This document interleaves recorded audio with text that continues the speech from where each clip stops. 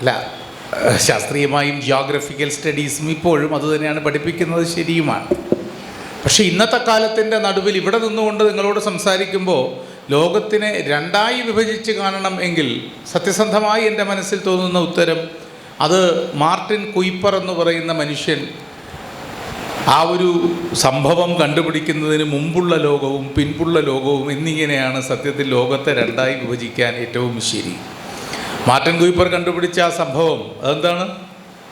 അത് മൊബൈൽ ഫോണാണ്. മൊബൈൽ ഫോണിന് മുൻപുള്ള ലോകവും മൊബൈൽ ഫോണിന് ശേഷമുള്ള ലോകവും എന്നാണ് സത്യത്തിൽ ലോകത്തിനെ രണ്ടായി വിഭജിക്കാൻ ഏറ്റവും നല്ലത്. മൊബൈൽ ഫോണിന് മുമ്പുള്ള ലോകത്തിൽ ഞങ്ങളൊക്കെ വെയിലത്ത് കളിച്ച് വളർന്നവരാണ്. മൊബൈൽ ഫോണിന് ശേഷമുള്ള ലോകത്തിലെ കുട്ടികൾ ബ്ലൂ വെയിലത്ത് ഓടി മരിക്കുന്നവരാണ്. മൊബൈൽ ഫോണിന് മുൻപുള്ള ലോകത്ത് ഞങ്ങൾ തീന്മേശയിൽ അച്ഛനും അമ്മയും സഹോദരനും സഹോദരിയും ഒക്കെ ഒരുമിച്ചിരുന്ന് പരസ്പരം മുഖത്ത് നോക്കി ആഹാരം കഴിക്കുന്നവരായിരുന്നു.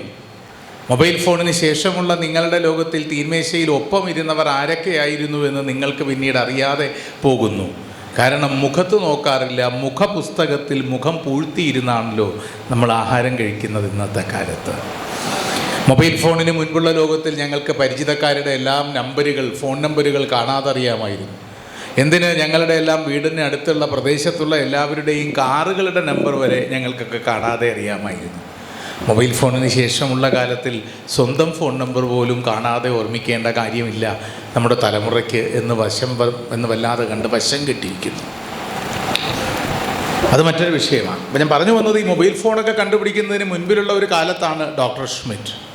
അന്നത്തെ കാലത്ത് GPS കണ്ടുപിടിച്ചിട്ടുമില്ല. ആ കാലഘട്ടത്തിൽ പാരീസിലെ ശസ്ത്രക്രിയാ വിദഗ്ധനായ സർജനായ ഡോക്ടർ ഷ്മിറ്റ് ഇംഗ്ലണ്ടിൽ നടക്കുന്ന ഒരു അന്തർദേശീയ മെഡിക്കൽ കോൺഫറൻസിൽ വളരെ പ്രഗത്ഭമായ തൻ്റെ റിസർച്ച് പേപ്പർ പ്രസൻറ്റ് ചെയ്യാൻ അവതരിപ്പിക്കുവാനുള്ള ക്ഷണം കിട്ടുകയും ലണ്ടനിൽ ആ ആഗോള മെഡിക്കൽ കോൺഫറൻസിൽ പേപ്പർ പ്രസൻറ്റേഷന് വേണ്ടി പോകാൻ തയ്യാറെടുക്കുകയും ചെയ്തു. രാത്രിയാണ് വിമാനം. വൈകുന്നേരമായപ്പോൾ അന്നത്തെ ഫ്രഞ്ച് പ്രസിഡൻ്റായിരുന്ന മിറ്ററാങ്ങിൽ നിന്നും ഡോക്ടർ ഷ്മിറ്റിനൊരു സന്ദേശം എത്തുന്നു. വളരെ പ്രമുഖനായ ഒരു വ്യക്തിക്ക് അടിയന്തരമായ ഒരു ശസ്ത്രക്രിയ വേണ്ടി വരുന്നു. ആ ശസ്ത്രക്രിയ ഡോക്ടർ ഷ്മിറ്റ് താങ്കൾ തന്നെ നിർവഹിക്കണം. പ്രസിഡൻറ്റിൻ്റെ നിർദ്ദേശമാണ്, തള്ളിക്കളയാൻ കഴിയില്ല. രാത്രി ഏറെ വൈകി പണിപ്പെട്ട് നടന്ന ഒരു ശസ്ത്രക്രിയ വിജയകരമായി പൂർത്തിയാക്കിയതിന് ശേഷം doctor Schmidt Paris Charles de Gaulle international വിമാനത്താവളത്തിലേക്ക് കുതിച്ചെത്തി. അവിടെ എത്തിയപ്പോൾ അദ്ദേഹത്തിന് ലണ്ടനിലേക്ക് പോകാനുള്ള വിമാനം പോയി കഴിഞ്ഞിരുന്നു. വല്ലാതെ നിരാശനായെങ്കിലും തൊട്ടടുത്ത പ്രഭാതം ആരംഭിക്കുന്നതിന് മുൻപുള്ള അവേഴ്സിൽ രാവിലെ 2 മണിക്കോ 3 മണിക്കോ മറ്റോ മാഞ്ചസ്റ്ററിലേക്ക് പോകുന്ന ഒരു വിമാനമുണ്ട് എന്ന അറിയിപ്പ് കിട്ടിയതിനെ തുടർന്ന് ആ വിമാനത്തിൽ അദ്ദേഹം ഇംഗ്ലണ്ടിലെ മാഞ്ചസ്റ്ററിലെത്തി. മാഞ്ചസ്റ്ററിൽ നിന്ന് 7 മണിക്കൂർ അന്നത്തെ കാലത്ത് റോഡ് മുഖാന്തരം സഞ്ചരിച്ച് ലണ്ടനിൽ സുഖമായി ഡോക്ടർ ഷ്മിറ്റിനെത്താം. രാവിലെ മാഞ്ചസ്റ്ററിലെത്തിയ ഡോക്ടർ ഷ്മിറ്റിനെ പക്ഷേ ഞെട്ടിച്ചുകൊണ്ടുവന്ന വാർത്ത UK-യിൽ ഒരിക്കലും പതിവില്ലാത്ത വണ്ണം ആ ദിവസം ടാക്സി സമരമായിരുന്നു.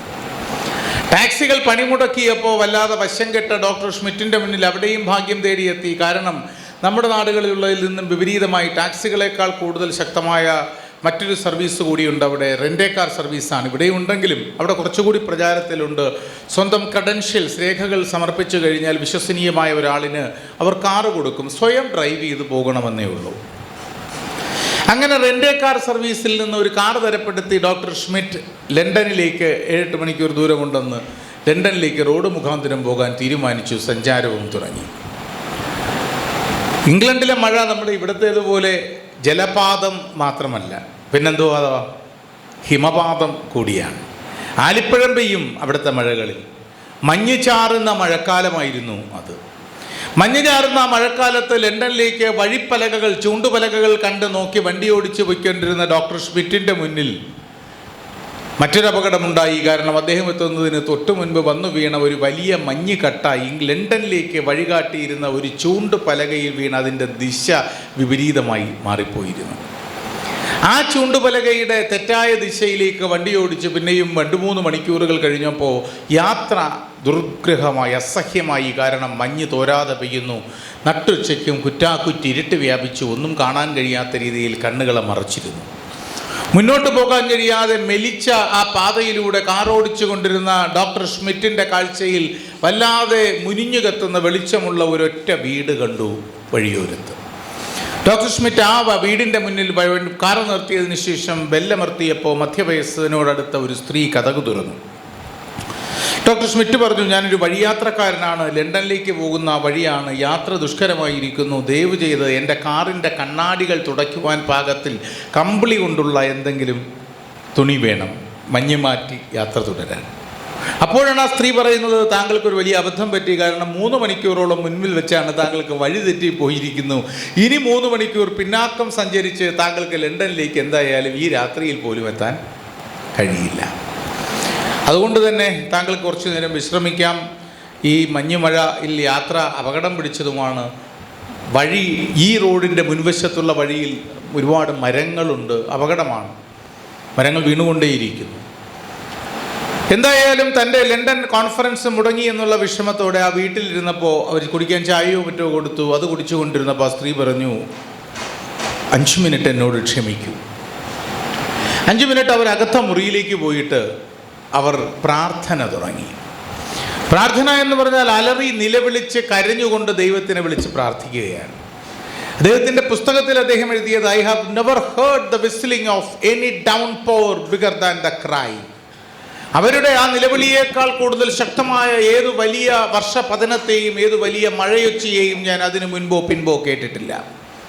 അങ്ങനെ കണ്ട് അലറി വിളിച്ചവർ എന്തിനോ പ്രാർത്ഥിക്കുന്നു, കരയുന്നു, വീണ്ടും തിരിച്ചു വരുന്നു, എന്തെങ്കിലും വേണമോ എന്ന് ഇയാളോട് ചോദിക്കുന്നു, വീണ്ടും അകത്തു പോകുന്നു, പ്രാർത്ഥിക്കുന്നു.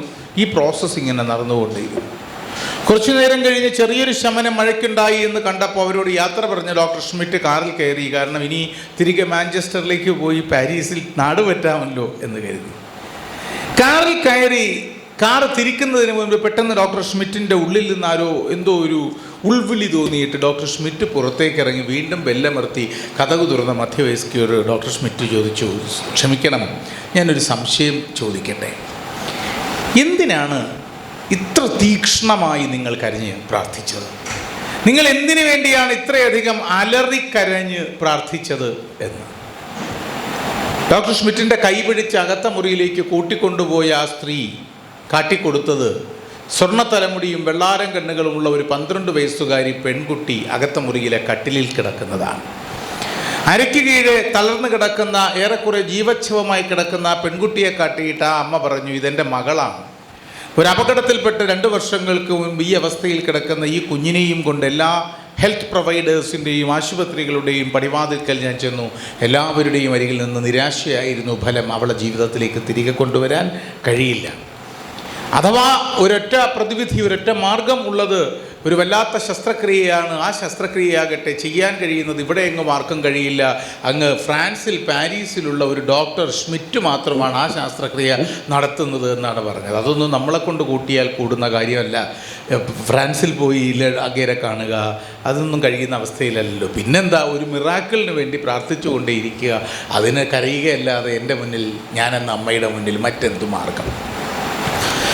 ഡോക്ടർ ഷ്മിറ്റ് ആ കുട്ടിയെ സ്വന്തം ചിലവിൽ കൊണ്ടുപോവുകയും ചികിത്സിക്കുകയും സർജറി നടത്തുകയും ഭേദമാവുകയും ആ കുട്ടി പിന്നീട് ഒരു അത്ലറ്റായി മാറുകയും ഒക്കെ ചെയ്ത ചരിത്രം. എൻ്റെ വിഷയം അതൊന്നുമല്ല. എൻ്റെ വിഷയം അദ്ദേഹത്തിൻ്റെ ജീവിതകഥയുടെ life not just a poem, ജീവിതം ഒരു വെറും കവിതയല്ല എന്ന പുസ്തകത്തിൻ്റെ അവസാന താളുകളിൽ ഈ സംഭവം എഴുതിയിട്ട് അദ്ദേഹം എഴുതുന്നൊരു വാചകമുണ്ട്. ആ കുട്ടിയുടെ ജീവിതം രക്ഷിച്ചതിൻ്റെ പേര്, അല്ലെങ്കിൽ ആ കുട്ടിയെ ചികിത്സിച്ച് ഭേദമാക്കിയത്, ആ കുട്ടിയുടെ സർജറി വിജയകരമായി നടപ്പാക്കിയത്, ആ കുട്ടിയെ മരണത്തിൻ്റെ മഹാകാലത്തിൽ നിന്നും ജീവിതത്തിൻ്റെ വെള്ളിവെളിച്ചത്തിലേക്ക് മടങ്ങി വന്നതിന് കാരണം ദൈവമാണെന്ന് പറഞ്ഞാൽ ഞാൻ സമ്മതിച്ചു തരില്ല. It's me, doctor Schmidt. എൻ്റെ കഠിനാധ്വാനം, എൻ്റെ വർഷങ്ങളായുള്ള പരിശീലനം, എൻ്റെ അവജ്ഞാനം, എൻ്റെ ശാസ്ത്രബോധം, എൻ്റെ സർജറിയിലുള്ള മികവ്, ഇതൊക്കെ ചേർന്നാണ്. അതുകൊണ്ട് അതിൻ്റെ, ആ കുട്ടിയെ രക്ഷിച്ചതിൻ്റെ ക്രെഡിറ്റ് ഞാൻ ദൈവത്തിനൊന്നും വിട്ടുകൊടുക്കില്ല, അത് എനിക്ക് തന്നെയാണ്. പക്ഷേ എനിക്കൊരു സംശയം തോന്നാറുണ്ട്. ഡോക്ടർ ഷ്മിറ്റ് എഴുതി, എനിക്കൊരു സംശയം തോന്നിയിട്ടുണ്ട് എന്നാണ്. എന്തുകൊണ്ട് ആ ദിവസം തന്നെ ഫ്രാൻസിലെ ആ പ്രമുഖന് അടിയന്തിരമായ ശസ്ത്രക്രിയ വേണ്ടി വന്നു? എന്തുകൊണ്ട് പതിവിലും നേരം ആ ശസ്ത്രക്രിയ നീണ്ടു? എന്തുകൊണ്ട് വിമാനത്താവളത്തിൽ എത്തിയപ്പോൾ എൻ്റെ വിമാനം പൊയ്ക്കഴിഞ്ഞിരുന്നു? എന്തുകൊണ്ട് എനിക്ക് മാഞ്ചസ്റ്ററിൽ ഇറങ്ങേണ്ടി വന്നു? എന്തുകൊണ്ടെന്ന് ടാക്സി സമരമായി? എന്തുകൊണ്ട് എൻ്റെ റെൻ്റേ കാറിൽ സഞ്ചരിക്കുമ്പോൾ മഞ്ഞു വീണ് ആ പ്രത്യേക പലകയിൽ തന്നെ ദിശ മാറി? എന്തുകൊണ്ട് മാറിയ ദിശയിലൂടെ ഞാൻ സഞ്ചരിച്ചു? എന്തുകൊണ്ട് വഴിയിൽ മഞ്ഞുപാതം കാരണം യാത്ര മുടക്കപ്പെട്ടു? എന്തുകൊണ്ട് ആ ചെറിയ പാതയിലുള്ള മിനുങ്ങിയ വെളിച്ചമുള്ള വീട്ടിന് മുന്നിൽ തന്നെ എൻ്റെ കാറ് നിന്നു? എന്തുകൊണ്ട്? ഇതിനെല്ലാം ഉപരി പുറത്തേക്കിറങ്ങിയ ഞാൻ തിരികെ മടങ്ങുന്നതിന് മുൻപ് കാറിൽ നിന്ന് വീണ്ടും ഇറങ്ങിയ ആ സ്ത്രീയോട് നിങ്ങളുടെ നിർത്താതെയുള്ള കരച്ചിലിൻ്റെ കാര്യമെന്ത് എന്നാരാഞ്ഞു. എനിക്കിപ്പോൾ അതിനൊരു ഉത്തരം കിട്ടി എന്നാണ് ആ പേജ് അവസാനിക്കുന്നത്. അടുത്ത പേജിൽ ഒരു വാചകം കൊണ്ട് ആ പുസ്തകം തീരുന്നു. നിങ്ങൾ സിനിമ കാണാറില്ലേ? Yes or no? സിനിമ കാണുമ്പോൾ, പ്രത്യേകിച്ച് നമ്മൾ ഈ ത്രില്ലർ സിനിമകളൊക്കെ കാണുമ്പോൾ കണ്ടുകൊണ്ടിരിക്കുകയല്ല, അടുത്ത രംഗം എന്താകുമെന്ന് നമ്മൾ ഊഹിക്കാറുണ്ട്, ഇല്ലേ? ഒരു പുസ്തകം വായിക്കുമ്പോൾ, എൻ്റെ കുട്ടിക്കാലത്ത് ഷെർലക് ഹോംസ് സ്റ്റൈൽസ് വായിച്ചതാണ് സത്യം പറഞ്ഞാൽ പിന്നീട് അശ്വമേധം പോലൊരു പരിപാടിയിലേക്ക് എന്നെ കൊണ്ടെത്തിച്ചതൊക്കെ. ഒരു പുസ്തകം വായിക്കുമ്പോഴും അത് ക്രൈമാകണമെന്നില്ല, എന്ത് വായിക്കുമ്പോഴും അടുത്തത് ഇന്നതാകും എന്ന് നമ്മുടെ മനസ്സിലൊരു ചിന്ത, ഒരു കണക്കുകൂട്ടലുണ്ടാകും, ഇല്ലേ? അതുപോലെ ആ പുസ്തകത്തിൻ്റെ അവസാന പേജിൽ ഡോക്ടർ സ്മിത്ത് ഇതിനെല്ലാം പിറകിലുള്ള കാരണമെന്ത് എന്നെനിക്കിപ്പോൾ മനസ്സിലായി എന്ന് എഴുതിയിട്ട് ആ കാരണം അടുത്ത പേജിൽ എഴുതിയിരിക്കുന്നു. അതെന്താകുമെന്ന് നമുക്കും ഒരു ഊഹമുണ്ട്. എന്താകും ആ കാര്യം? ഡോക്ടർ സ്മിത്ത് എഴുതിയ ഇതെല്ലാം